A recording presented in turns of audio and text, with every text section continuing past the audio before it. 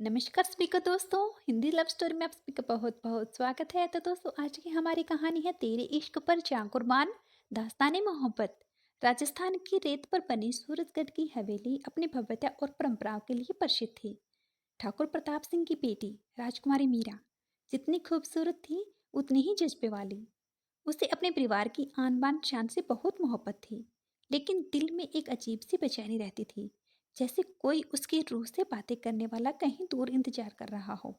एक दिन जब मीरा अपनी सहेलियों के साथ किले के पुराने झरोकों से नीचे से देख रही थी, तब उसकी नज़र जफर खान पर पड़ी। वह घोड़े पर सवार था, हवा में उसका दुपट्टा उड़ रहा था और उसकी आंखों में एक अजीब सा दर्द था, जैसे कोई अधूरी कहानी हो।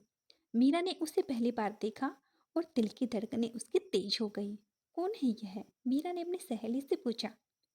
यही तो नवाब साहब के खास योद्धा हैं, सुना है बहुत बड़े शायर भी हैं, सहेली ने जवाब दिया। मीरा ने सोचा, एक योद्धा और शायर, यह शख्स तो काफी दिलचस्प है। मीरा और जफर की मुलाकातें बढ़ने लगी, कभी महल के बगीचे में, तो कभी झील के किनारे, कभी पुराने खंडरों में। जहाँ भी मिलते वक्त ठहर जाता। एक दिन मीरा ने पूछा, क्या मोहब्बत तुम्हारे लिए सिर्फ शायरी है? जफर मुस्कुराया, नहीं, मोहब्बत वह आग है जो एक बार जल जाए तो रूह तक को राख कर देती है। मीरा ने उसकी तरफ देखा। तो फिर मुझे भी उस आग में जलना है जफर। जफर ने हल्के से उसका हाथ थाम लिया। अगर जलोगी तो राख होने को तैयार हूँ। एक दिन ठाकुर प्रताप सिंह को इस रिश्ते का पता चला। उसकी आंखों में आग थी। मीरा, तुमने सोचा भी कैसे कि एक नवाबी खून से रिश्ता जोड़ सकती हो? मीरा ने आंखों में आंसू आ गई। इश्क महजब नहीं देखता पिताजी, लेकिन ठाकुर ने मीरा को महल में कैद कर दिया और जफर को मारने का हुक्म दे दिया। जफर को यह खबर लगी तो उसकी आंखों में एक आंधी उठी। अगर मीरा नहीं मिली तो यह दुनिया मेरे लिए वैसी ही वीरान होगी जैसे यह रेत की बंजर जमीन। रात के अंधेरे में मीरा अपने महल की खिड़की से आसमान की ओर देखती रही। जफर की मोहब्बत में जलती रही, लेकिन मिलन की कोई राह नजर नहीं आ रही थी। जफर अपने कुछ वफादार सैनिकों के साथ मीरा को बचाने के लिए महल में घुस आया, लेकिन ठाकुर के सैनिकों ने उसे घेर लिया। मीरा ने देखा कि जफर के चारों ओर तलवारें चमक रही थी। जफर, वह चीखी। जफर ने अपनी तलवार खींची और एक एक कर सैनिकों से भिड़ने लगा। वह घायल हो चुका था, लेकिन फिर भी डटा रहा। मीरा ने देखा कि एक सैनिक ने जफर पर वार करने के लिए तलवार उठाई। नहीं, मीरा ने दौड़कर अपनी कटार से उस सैनिक को रोक लिया। दोनों की सांसें तेज थी, उनकी आंखों में इश्क की ज्वाला जल रही थी। अगर हमें इस दुनिया में साथ रहने नहीं दिया गया तो हम मौत को गले लगा लेंगे, जफर ने कहा। ठाकुर प्रताप सिंह ने गुस्से में कहा, अगर मेरी बेटी को मरना मंजूर है, मगर अपना खून साफ रखना चाहती है, तो मैं इसे मारने को तैयार हूँ। लेकिन इससे पहले कि ठाकुर की तलवार उठती, मीरा और जफर एक दूसरे की तरफ देखे बिना नहीं रह सके। मीरा ने धीरे से कहा, तेरे इश्क पर जान कुर्बान, और अपनी कटार अपने सीने में उतार दी। जफर ने भी अपने सीने में तलवार भोंक ली। ठाकुर प्रताप सिंह की आंखें फटी की फटी रह गई। दोनों एक दूसरे की बाहों में गिर गए। आसमान में अंधेरा छा गया, हवाएं ठहर गई और सूरजकुंड की धरती ने एक अमर प्रेम कथा की आखिरी सांस ली। दोस्तों, कहते हैं ना, इश्क कभी मरता नहीं है, वह अमर हो जाता है। बस उसी तरह आज भी जिंदा है उनकी मोहब्बत। आज भी सूरजगढ़ के उस पुराने महल में लोग कहते हैं कि हर पूर्णिमा की रात वहां एक हल्की सी रोशनी दिखाई देती है। दो परछाइयां एक दूसरे का हाथ थामे घूमती हैं और कोई दूर से कहता है, सुनाई देता है, तेरे इश्क पर जा कुर्बान। क्योंकि सच्चा इश्क कभी नहीं मरता, बस वह अमर हो जाता है। सालों बीत गई, सूरजगंड अब भी वही था, लेकिन वक्त ने उसे बदल दिया था। हवेली अब वीरान थी, महल खंडहर बन चुका था और पुराने बगीचे में सिर्फ सूखे पेड़ बचे थे। मगर एक चीज तो नहीं बदली, वह थी मीरा और जफर की मोहब्बत। गांव के लोग कहते कि हर अमावस्या की रात किले के पास से कोई हल्की सी सरसराहट सुनाई देती है। कुछ ने देखा कि एक परछाई सफेद लहंगे में, दूसरे काले अमामा में धीरे धीरे किले की ओर जाती है। एक पुजारी ने एक रात वहां कुछ महसूस किया। उस रात पंडित रामशरण किले के पास से गुजर रहे थे। अचानक हवा तेज हो गई। उन्होंने देखा कि महल के पुराने झरोखे से एक हल्की रोशनी निकल रही थी। कौन है वहां? उसने कांपती आवाज में पूछा। तभी उन्हें किसी की धीमी मगर दर्द भरी आवाज सुनाई दी। तेरे इश्क पर जा कुर्बान। पंडित जी के रोंगटे खड़े हो गए। जब उन्होंने झरोखों के अंदर झांका तो उन्होंने दो परछाइयों को देखा, मीरा और जफर। मीरा की आंखों में वही पुरानी मोहब्बत थी और जफर अब भी उसी तरह से उसे देख रहा था जैसे पहली बार देखा था। फिर एक तेज हवा चली और दोनों परछाइयां धुंध में बदल गई। अब भी जिंदा है वे, अपनी मोहब्बत के साथ। लोगों का कहना है कि सच्चा इश्क कभी खत्म नहीं होता। मीरा और जफर का प्यार अमर हो चुका था। आज भी जब सूरजगंज में कोई सच्चे दिल से मोहब्बत करता है तो रात के अंधेरे में कोई धीमी आवाज कानों में गूंजती है। अगर मोहब्बत सच्ची हो तो जमाना भी उसे जुदा नहीं कर सकता, क्योंकि इश्क सिर्फ जीने का नाम नहीं, मरकर भी साथ रहने की दास्तान है।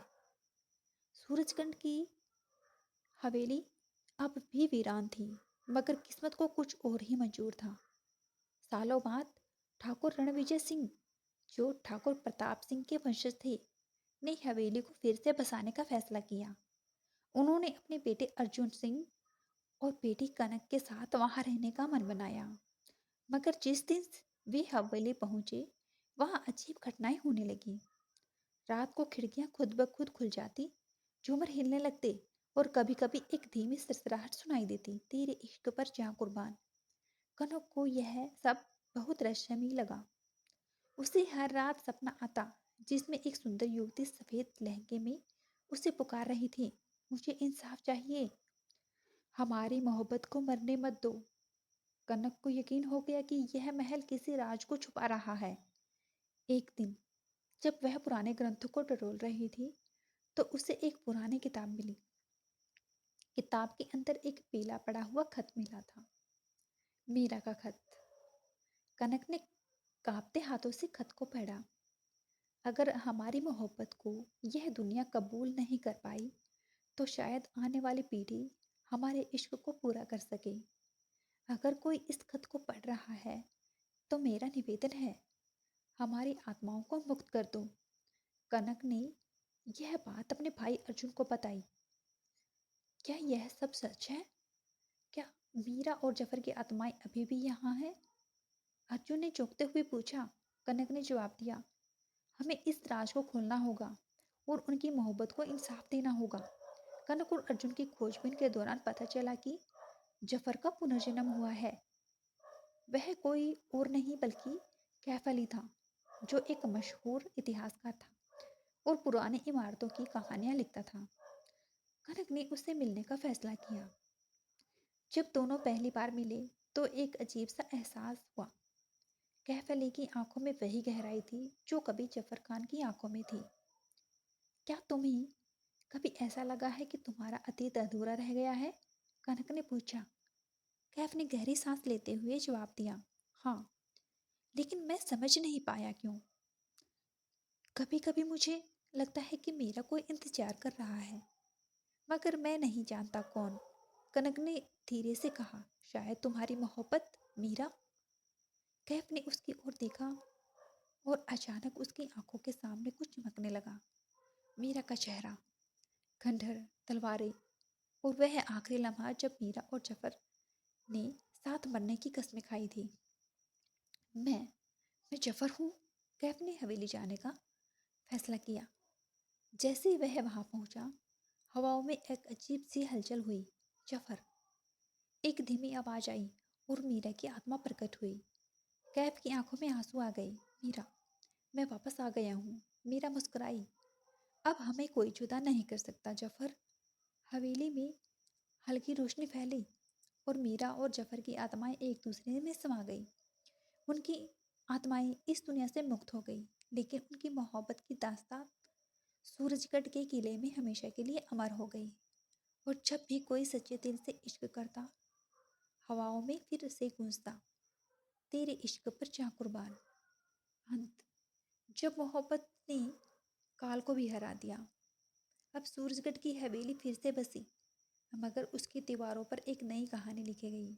इश्क मरता नहीं, वो बस एक नए रूप में लौटता है। मीरा और जफर की आत्माओं को मुक्ति मिल गई, लेकिन उनकी मोहब्बत की छाप कनक और कैफ अली पर गहरी छूट चुकी थी।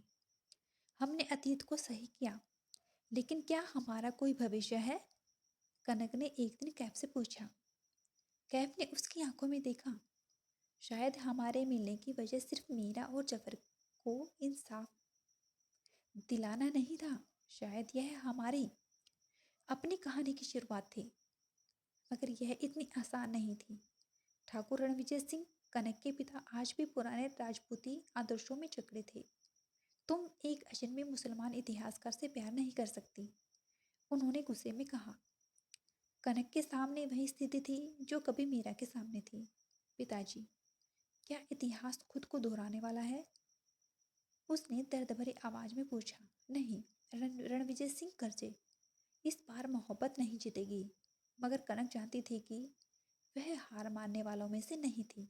ठाकुर रणविजय सिंह ने कनक की शादी के पास के एक रईस राजपूत परिवार में तय कर दी थी।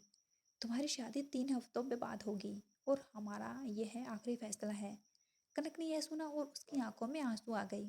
वह जानती थी अब उसे कुछ बड़ा करना होगा। दूसरी तरफ कैफ अली की धमकियां मिलने लगी थी। तो सूरजगढ़ छोड़कर चला जा, नहीं तो तेरा भी वही हाल होगा जो कभी जफर का हुआ था। ठाकुर के आदमी ने उसे धमकाया, मगर कैफ झुकने वालों में से नहीं था। अगर मोहब्बत की तकदीर मौत ही है, तो मैं मौत को गले लगाने के लिए तैयार हूँ। कनक ने अपनी शादी से एक रात पहले फैसला किया। वह अपनी मोहब्बत के लिए लड़ेगी। रात के अंधेरे में उसने कैफ को बुलाया। हम भाग सकते हैं, कनक, कैफ ने कहा।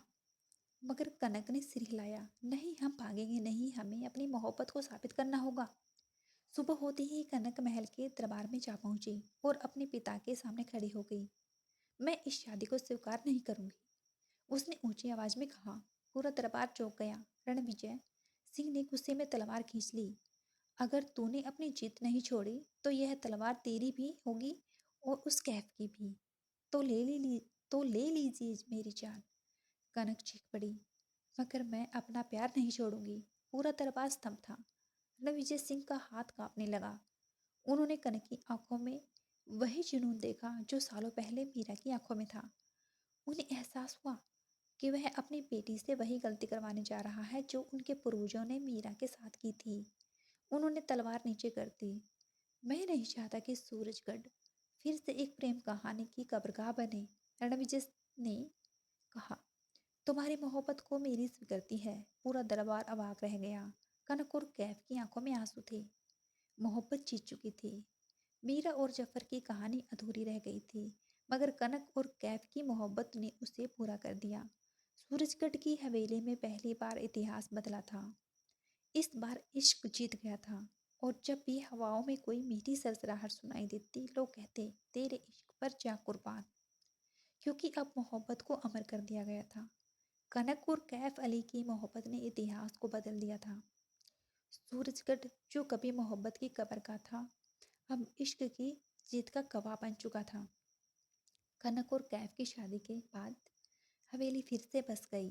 मगर एक रात जब कनक महल की छत पर खड़ी थी, तो उसे ठंडी हवा में एक जानी पहचानी आवाज़ सुनाई दी। अब हमारी आत्माएं सुकून में हैं, शुक्रिया। कनक ने पीछे मुड़कर देखा तो झरोकों में एक हल्की रोशनी थी। उसमें 2 छायाएं थी, मीरा और जफर की। उनके चेहरे पर सुकून था, उनकी आंखों में आभार। कनक ने हल्की मुस्कान के साथ कहा, तुम्हारी मोहब्बत अब अमर जो हो चुकी है। जफर ने सिर झुकाया और मीरा का हाथ थामा।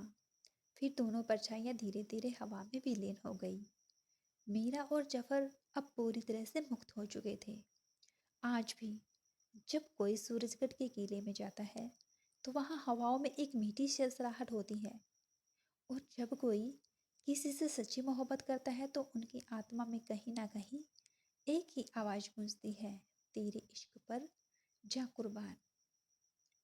क्योंकि इश्क कभी हारता नहीं, वो वक्त की कैद से आज़ाद होने के लिए सही लम्हे का इंतजार करता है। यह दास्तां अब पूरी हुई, लेकिन मोहब्बत कभी ख़त्म नहीं होती, है ना दोस्तों?